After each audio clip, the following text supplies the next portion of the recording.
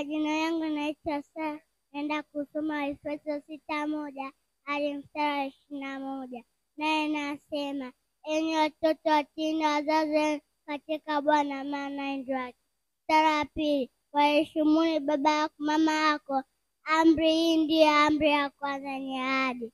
Mstari wa 3, upate heri siku nyingi katika dunia. Mstari wa 4, nanyi akina baba msiwachokoze watoto wenu, bali wale katika damu na maonyo ya Bwana.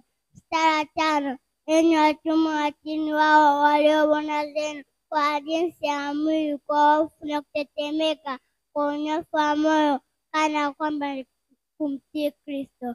Mstari wa 6, wala si kwa utumwa wa macho tu kama wajipendekeza kwa wanadamu, bali kama watumwa wa Kristo, mkitenda pendezayo Mungu kwa moyo. Mstari wa 7, kwa nia njema kama kumtumikia Bwana, wala si mwanadamu. Mstari wa 8, mkijua kwa kila neno jema alitendalo mtu atapewa lilo na Bwana, kwamba ni mtumwa au kwamba ni huru. Mstari wa 9, nanyi akina bwana watendeeni wao hayo mkiacha kuwaogofya, huku mkijua na wao na wenu yupo mbinguni, wala kwake hakuna upendeleo. Mstari wa 10, mzidi kuwa hodari katika Bwana, katika uwezo wa nguvu zake. Mstari wa 11, vaeni silaha zote za Mungu mpate kushindana na siku ya hofu, na mkisha kuyatimiza yote kusimama. Mstari wa 12, kwa maana kushindana kwetu sisi si juu ya damu na nyama, bali ni juu ya falme na mamlaka, juu ya kuagiza ili juu ya majeshi ya pepo wabaya katika ulimwengu wa roho. Mstari wa 13, kwa sababu hiyo twaeni silaha zote za Mungu mpate kushindana na siku ya ovu, na mkisha kuyatimiza yote kusimama.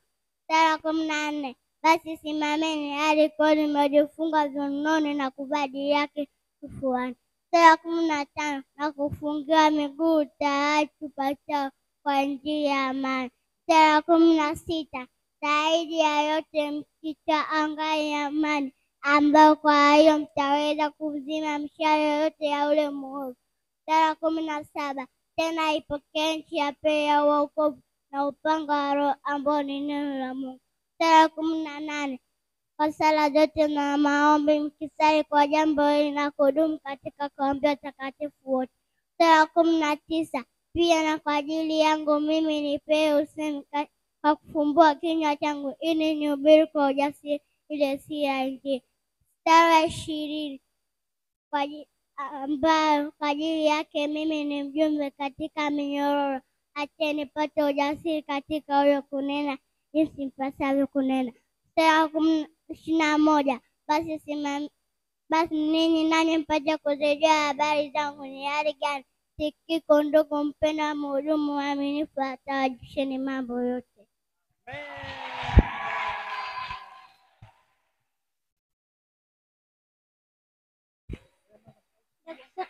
Naenda kusoma mstari wangu Isaya 55 mstari wa 6, nao nasema, mtafuteni Bwana maadamu anapatikana, mwiteni maadamu yu karibu. Mstari 10 mstari wa 6, nao nasema, baraka humkalia mwenye haki kichwani, bali jeuri hufunikia kinywa chake mtu mwovu. Bwana Yesu asifiwe. Naenda kusoma Mithali 3 mstari wa 5, mtumaini Bwana kwa moyo wako wote, wala usizitegemee akili zako zote mwenyewe. Katika njia zako zote yeye mapito yako. Kwa jina naitwa Emedo na Kibiringa. Sasa mstari wa moyo Isaya 52 mstari wa 13, neno la Mungu linasema, tazama mtumishi wangu atatenda kwa busara, atatukuzwa na kuinuliwa juu, naye atakuwa juu sana. Amen. Bwana Yesu asifiwe. Naenda kusoma Yohana 5 mstari wa 21, naye nasema, maana kama Baba awafufuavyo kuwahuisha, hivyo na Mwana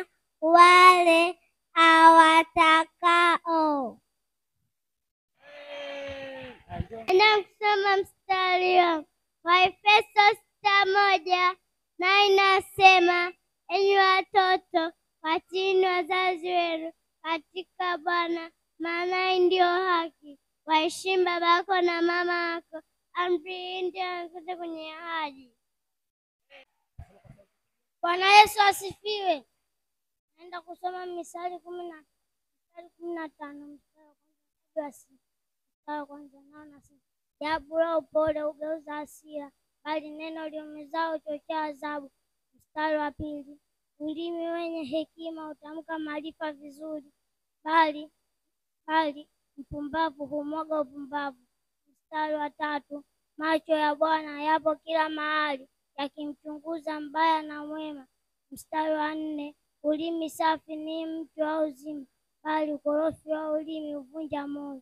Mstari wa tano, mpumbavu hudharau kuhojiwa na babaye, bali yeye angaliaye maonyo hupata busara. Na Yesu asifiwe.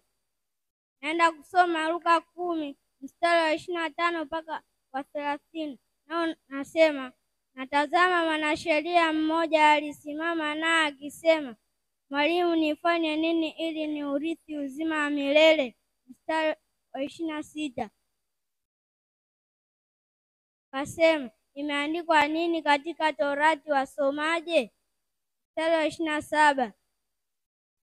Akasema, kajibu naye akisema, mpende Bwana Mungu wako kwa moyo wako wote, na kwa roho yako yote, na kwa akili na kwa nguvu zako zote, na kwa akili zako zote, na jirani yako kama nafsi yako. Kali boda boda. Wapenda Mungu hata manyoya pete ila nje aminie ila tano hapo manja. Amen. Hata 24 na nasema Yesu alipoketi mlima Mzeituni, Yesu alienda hekaluni, wanafunzi wake akamwendea ili kumwonyesha majengo ya hekalu. Naye akajibu, angalieni haya yote, maana hatasalia juu ya hili jiwe. Hata alipoketi mlima Mzeituni, wanafunzi wake walimwendea kwa faragha wakisema, tuambie dalili za kuja kwako, tuambie dalili za kuja kwako hata mwisho wa dunia. Naye akajibu, angalieni mtu asiwadanganye, kwa maana wengi wao watakuja kwa jina langu wakisema, mimi ni Mkristo. Naye atawadanganya wengi. Taifa litakwenda kupigana na taifa, ufalme kupigana na ufalme, na taifa angalieni msitishwe. Hayo yote ni mwanzo wa utungu. Amin. Bwana Yesu asifiwe. Naenda kusoma Mathayo 7 mstari wa kwanza hadi wa mwisho. Nayo inasema, msihukumu msije mkahukumiwa ninyi, kwa kuwa hukumu mhukumiwa ndio mtakayohukumiwa, na kipimo kile mpimiaji ndicho mtakachopimiwa. Basi mbona kitazama kibanzi katika jicho la ndugu yako, na boriti iliyokunja kidogo mwenyewe hauiangalii? Au wataka kumwambia nduguyo, niache nikitoe kibanzi katika jicho lako, na kumbe mna boriti ndani ya jicho lako mwenyewe? Mnafiki wewe! Itoe kwanza ile boriti iliyokunja jicho lako mwenyewe, ndipo utakapoona vyema kutoa kibanzi katika jicho la ndugu yako. Wape mbwa vilivyo takatifu, msipozame mbele ya nguruwe, wasije wakazikanyaga chini miguu yao, wakageuka na kuwararua. Ombeni nanyi mtapewa, tafuteni nanyi mtaona, bisheni mtafunguliwa. Kwa kuwa kila aombaye hupokea, naye atafutaye huona, naye abishaye hufunguliwa. Au kuna mtu huku kwenu ambaye mwanaye akimwomba mkate atampa jiwe? Au akimwomba samaki atampa nyoka? Ikiwa ninyi mlio waovu mnajua kuwapa watoto wenu vipawa vyema, je, si zaidi sana Baba yetu aliye mbinguni atawapa mema wao wamwombao? Bali yoyote mtakayo mpewe na watu, nanyi mtendeeni vivyo hivyo, kwa maana hiyo ndio watu na manabii. Ingieni kwa kupitia mlango ulio mwembamba, maana mlango ni mpana, njia ni pana iendayo upotevuni, nao ni wengi waingiao kwa mlango huo. Bali mlango ni mwembamba na njia imesonga iendayo uzimani, nao ni wachache waionao. Jihadharini na manabii wa uongo wanaowajua wamevaa mavazi ya kondoo, walakini kwa ndani ni mbwa mwitu wakali. ni mbwa mwitu wakali. Mtawatambua kwa matunda yao. Je, watu huchuma zabibu katika miiba au tini katika mibaruti? Hivyo hivyo kila mti mwema huzaa matunda mazuri, na kila mti mwovu huzaa matunda mabaya. Mti mwovu hauwezi kuzaa matunda mazuri, wala mti mwema hauwezi kuzaa matunda mabaya. Kila mti usiozaa tunda zuri hukatwa ukatupwa mtoni. Iko sawa, kwa matunda yao mtawatambua. Si kila mtu aniambiaye Bwana, Bwana atakayeingia katika ufalme wa mbinguni, bali ni yeye afanyaye mapenzi ya Bwana Mungu wangu. Wengi wataniambia siku ile, Bwana, Bwana, tulitoa nabii kwa jina lako, na kwa ajili ya kutoa pepo, na kwa ajili ya kufanya miujiza mingi. Ndipo nitawaambia, sikuwajua ninyi kamwe, ondokeni kwangu ninyi mlio waovu. Na kila asikiaye maneno yangu na kuyafanya atafananishwa na mtu mwenye akili aliyejenga nyumba yake juu ya mwamba. Mvua ikanyesha, mafuriko yakajaa, pepo zikavuma, ikaipiga nyumba ile isianguke, sababu msingi wake umejengewa juu ya mwamba. Na kila asikiaye maneno yangu na kuyafanya atafananishwa na mtu mpumbavu aliyejenga nyumba yake juu ya mchanga. Mvua ikanyesha, mafuriko yakajaa, pepo zikavuma, zikaipiga nyumba ile isianguke, na nyumba ile ikaanguka, na anguka yake ikawa kubwa.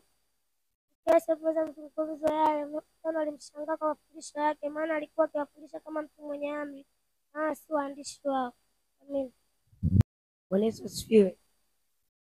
Naenda kusoma Yohana sura ya 17, nayo inasema maneno aliyosema Yesu, akainua macho kuelekea mbinguni akisema, Baba, sasa imekwisha kufika, mtukuze mwanao ili mwana akutukuze, kama vile ulivyompa mamlaka juu yote wenye mwili, ili wote uliopa mamlaka wapate uzima wa milele.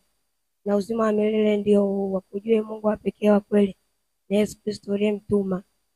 Mimi nimekutukuza duniani, hali nimeimaliza kazi ulionipa nifanye. Na sasa Baba, unitukuze mimi pamoja nawe kwa utukufu ule uliokuwa nao kabla ulimwengu kuwako, ukanipa mimi. Na sasa wamejua ya kuwa yote ulionipa nalitoka kwako, na wakasadiki ya kuwa wewe ndio ulionituma. Mimi simo tena duniani, lakini wao wamo duniani, nami nimetukuzwa ndani yao. Walio wako ni wangu, na walio wangu ni wako, nami nimetukuzwa ndani yao. Mimi simo tena ulimwenguni, bali wao wapo ulimwenguni. Nami naja kwako Baba Mtakatifu, uwalinde watu wao, ili wawe kama sisi tulivyo. Nilipokuwapo ulimwenguni na aliwalinda, wala hapana mtu yoyote aliyepotea, ila yule mwana mpotevu. Andiko hili alitumia. Amina. Kusoma Yohana 21 hadi 25. Mstari wa kwanza. Baada ya hayo Yesu alijidhihirisha tena kwa wanafunzi wake kwenye bahari ya Tiberia, naye alijidhihirisha hivi: Simoni Petro na Tomaso aitwaye Pacha na Nathanaeli wa Kana ya Galilaya, na wana wa Zebedayo walikuwapo pamoja. Mstari wa tatu. Simoni Petro akawaambia anaenda kuvua samaki, nao wakamwambia, sisi nasi tutakwenda nawe. Wakaondoka wakapanda chomboni, ila usiku ule hawakupata kitu. Hata asubuhi kulipokucha, Yesu alisimama poni, walakini wanafunzi hawakujua kuwa ni Yesu. Mstari wa tano. Yesu akawaambia, wanangu, mna kitoweo? Wakamjibu, la. Mstari wa sita. Akawaambia, litupeni jarife lenu upande wa kuume wa chombo, nanyi mtapata. Wakalitupa, wala sasa hawakuweza kulivuta kwa sababu ya wingi wa samaki. Mstari wa saba. Basi yule mwanafunzi ambaye alipendwa na Yesu akamwambia, Petro, ndiye Bwana. Basi Petro alipoambiwa kuwa ni Bwana, akajifunga vazi lake, maana alikuwa uchi. Mstari wa nane. Na hao wanafunzi wengine wakaja katika mashua, maana hawakuwa mbali na nchi kavu, yapata ziraa 200, huku akilikokota lile jarifa lenye samaki. Mstari wa tisa. Hata waliposhuka pwani, wakaona moto wa makaa, juu yake pametiliwa samaki na mkate. Mstari wa 10. Basi Yesu akawaambia, leteni hapo baadhi ya samaki mliowavua sasa hivi. Mstari wa 11. Simoni Petro akapanda chomboni, akalivuta jarife pwani, imejaa samaki 150, na wengine watatu Basi Simoni Petro akalivuta jarife pwani, imejaa samaki 150 na wengine watatu. Ijapokuwa namna hiyo alikupasuka. Mstari wa 12. Basi Yesu akamwambia, njoni mfungue kinywa. Wala hakuna mtu kati ya wale wanafunzi aliyesubutu kumuuliza, yu nani wewe? Akijua kuwa ni Bwana. Mstari wa 13. Yesu akaenda akautwaa mkate akawapa na samaki vivyo hivyo. Mstari wa 14. Hiyo ndiyo mara ya tatu Yesu kuonekana akiwa na wanafunzi wake baada ya kufufuka katika wafu. Mstari wa 15. Hata walipokwisha kula, Yesu akamwambia Simoni Petro, je, Simoni wa Yohana, wewe wanipenda kuliko hawa? Akamwambia, naam Bwana, nakupenda. Akamwambia, lisha na kondoo wangu. Akamwambia tena mara ya pili, je, Simoni wa Yohana, wewe wanipenda? Akamwambia, naam Bwana, nakupenda. Akamwambia, chunga kondoo zangu. Mstari wa 17. Akamwambia tena mara ya tatu, Simoni wa Yohana, wanipenda? Petro alihuzunika baada ya kuambiwa mara ya tatu, wanipenda? Akamwambia, naam Bwana, wewe umetambua kuwa nakupenda. Akamwambia, lisha kondoo zangu. Mstari wa 18. Akasema, amini amini nakwambia, wakati ulipokuwa kijana ulikuwa ukijifunga mwenyewe na kwenda utakako, lakini utakapokuwa mzee utainyosha mikono yako na mwingine atakufunga na kuchukua siku utaka. Mstari wa 19. Alisema neno hilo kuonesha ni kwa mauti gani atakao mtukuza Mungu. Akisha kusema haya akamwambia, nifuate. Mstari wa 20. Basi Petro akageuka akamwona yule mwanafunzi ambaye alipendwa na Yesu anafuata. Ndiye yule aliyeegama kifuani pake. Wakati wa kula chakula cha jioni akasema, Bwana, ni nani akusalitie? Mstari wa 21. Basi Petro akamwona huyo akasema, Yesu Bwana, na huyo je? Mstari wa 22.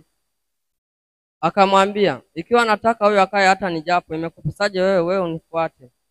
Mstari wa 23. Hilo neno lilienea katikati ya ndugu kwamba yule mwanafunzi hafi.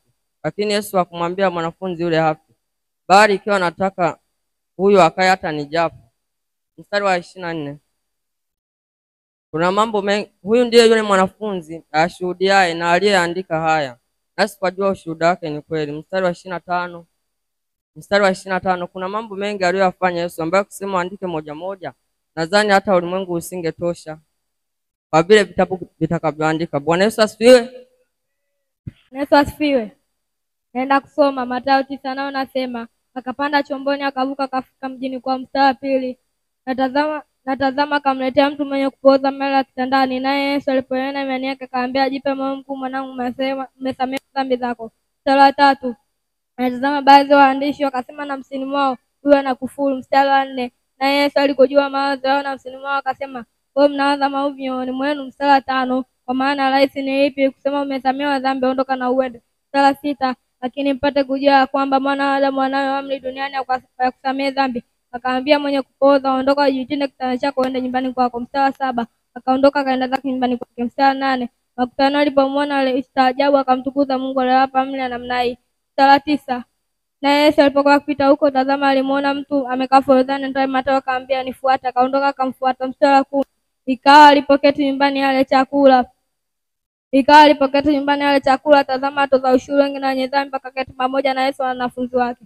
Mstari wa 11. Mafarisayo walipoona walimwambia wanafunzi wake, mbona mwalimu wenu anakaa pamoja na watoza ushuru wengi na wenye dhambi? Mstari wa 12. Na yeye aliposikia akawaambia, wenye afya hahitaji tabibu bali wawezi. Mstari wa 13. Lakini mkajifunze maana maneno haya, sitaki dhabihu, nataka sadaka, sikuwaita hapa wenye haki bali wenye dhambi. Mstari wa 14. Wakati ule akipita, tazama wanafunzi wake wana akamwendea Yesu akamwambia, mbona sisi na Mafarisayo tunafunga, wanafunzi wako hawafungi?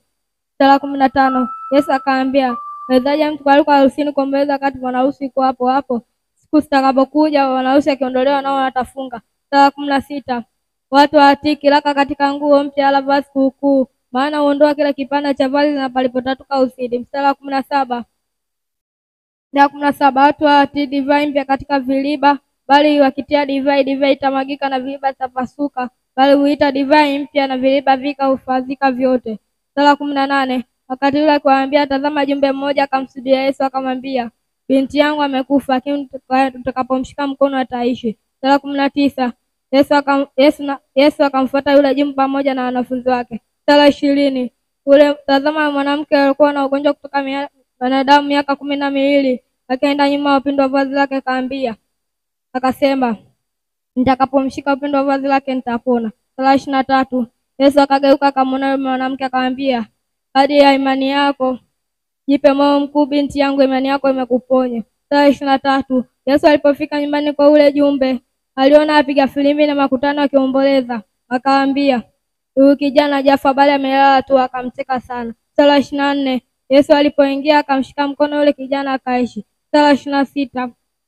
Zikaenea habari hizi katika nchi ile yote. Sura 27.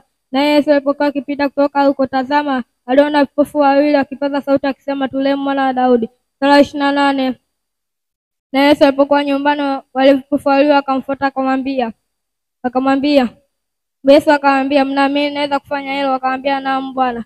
Sura 29. Yesu akagusa macho yao nayo akafumbuka. Sura 30.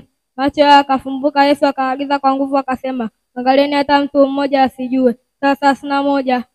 Lakini wakatoka akazieneza habari hizi katika nchi ile yote. Sura 32. Hata hao walipokuwa wakitoka, tazama, alimletea mtu bubu mwenye pepo. Sura 33.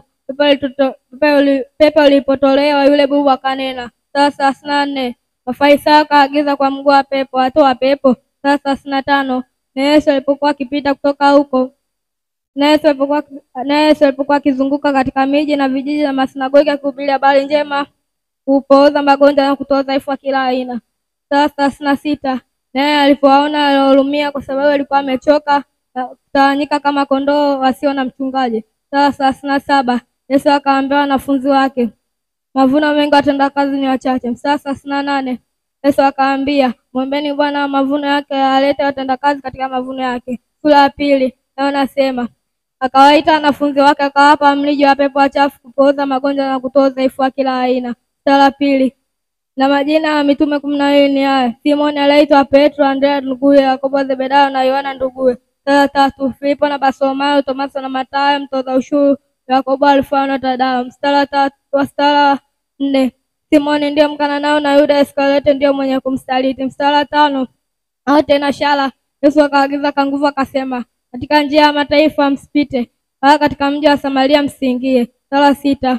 Tafadhali mnekuja, nendeni mkishika njia kuendea kondoo waliopotea nyumba ya Israeli. Sura ya 7. Katika kuenenda kwenu hubirini mkisema, ufalme wa mbinguni umekaribia. Sura ya 8.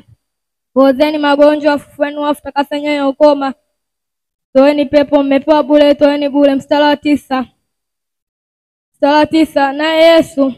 Sura ya 9.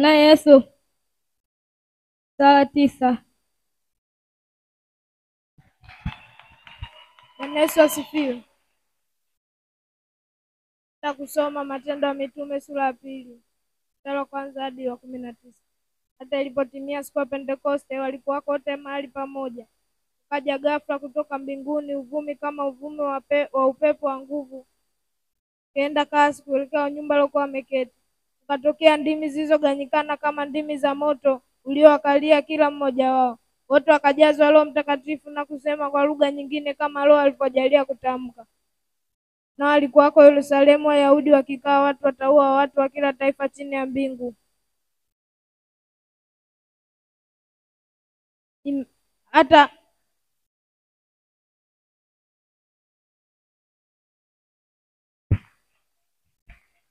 Bwana Yesu asifiwe. Bwana Yesu asifiwe sana. Kwa jina naitwa Esther Edward Mwakibilingwa. Nasema mstari wa moyo. Isaya 5 mstari wa 3 hadi wa 5. Neno la Mungu linasema, na sasa enyi wenyeji wa Yerusalemu, nanyi watu wa Yuda, emueni na wasii kati ya mimi na shamba langu la mizabibu. Je, ni kazi gani niliyoitenda katika shamba langu la mizabibu? Nilipotumaini ya kuwa nitazaa zabibu, mbona nimezaa zabibu mwitu? Basi nitaambia nitakalolitenda katika shamba langu la mizabibu. Nitaling'oa kitalu chake, nalo litatoka. Nitabomoa ukuta wake, nao utabomoka. Amen.